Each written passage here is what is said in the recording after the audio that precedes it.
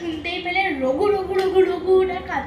এই গানটা আমার খুব ভালো লাগে যেহেতু দেবের, আর আমি তো নাচছিলাম। আর এইটা বলতে বলতে আমি আমার কানে ফট করে চলে আসো পেয়ারে লাল, আর ওখানে চালিয়েও দিয়েছিল। আর পেয়ারে লাল গানটা শুনলে আমার নাচতে ইচ্ছে করে, তাই আমি গেঁথে দিয়েছি।